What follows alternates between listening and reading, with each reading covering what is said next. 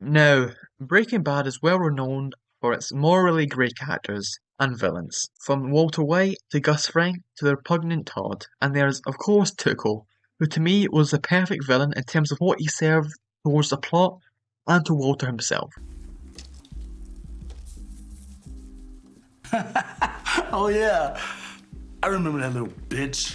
Now, I think Tuchel serves as a warning to Walter about the dangers of the drug world he's about to enter. Thus, the reason I think he's portrayed this way, as he's insane given his quick spurts of anger and tendency to go towards anger, like the beating of Jesse, and his frequent drug abuse and abuse of his friends, which is portrayed as awkward and uncomfortable. Orale, Holmes. I'm relaxed. I'm relaxed. I'm relaxed. And just the overall fear he commands. Initially, Walter is shown to be afraid of him, like when Tuco kills his friend, in a rather brutal, inhumane fashion. Whoa! Damn, man, look at that, look! Which shows Walt the world he's about to enter, and the danger and depravity that comes with it. As Tuco isn't even the biggest dealer, thus, as a viewer, it gets you wondering how insane and powerful are the higher up, the high-tier drug lords going to be. Prior to this, after Jesse's beaten, when Walter confronts Tuco, this is where he starts to become much more like him, as he's able to force his way into getting what he wants from Tuco, which impresses Tuco, due to the almost psycho-level thinking at which Walter would need to do to essentially blow up a building.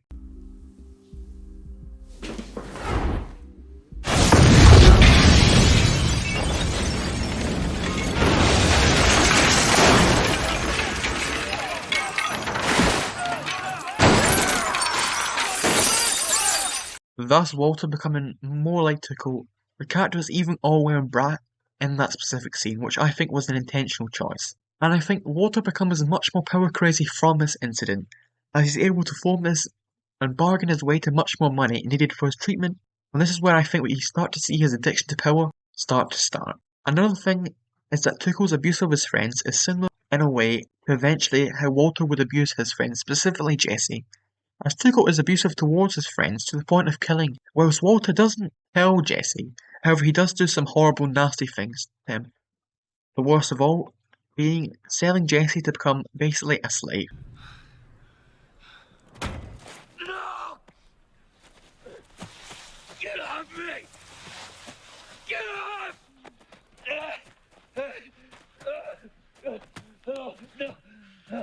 This is reinforced by the fact during their escape of Tuco, Jesse is the one taking most of the damage, not Walter. Shut up! And listen to this line from Walter, which I think perfectly describes Tuco and eventually what Walter would become later on down the line.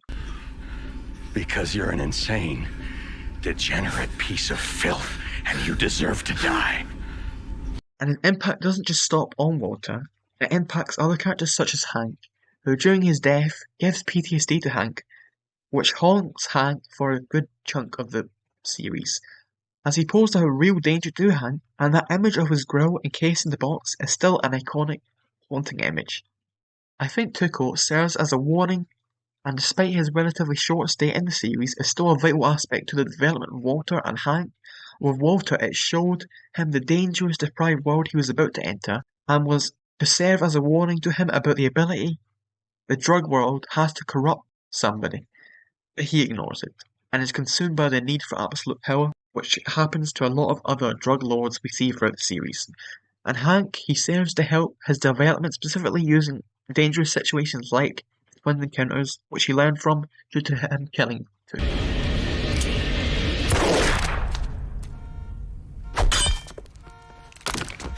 And he is a reminder to the audience of the dangers of the drug world, and overall a fantastically written, portrayed character that was the perfect villain to introduce the series, in my opinion.